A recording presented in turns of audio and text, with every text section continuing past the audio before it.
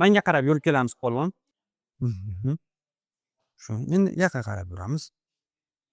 Oyoqlarni ichkariga burab yurish holati ham yo'q aslida. Endi ko'radigan bo'lsak, oyoqlarimiz bir xilda uzunlikda, tizza bo'g'inlarimizni bukib yozish holatlarimiz juda yaxshi.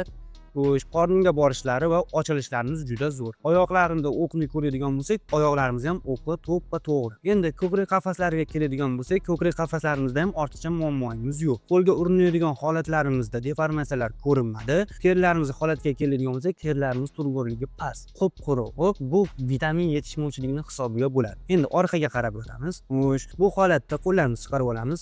Umurtqa pog'onalarini ko'radigan bo'lsak, umurtqa pog'onalarimizda qo'lga urinadigan deformatsiyalarimiz yo'q. Bel sohalarini palpator ko'rganimizda bu holatlarda ham og'riqlarimiz yo'q. Oyoq sohalarimizda ham o'qlarimiz to'g'ri.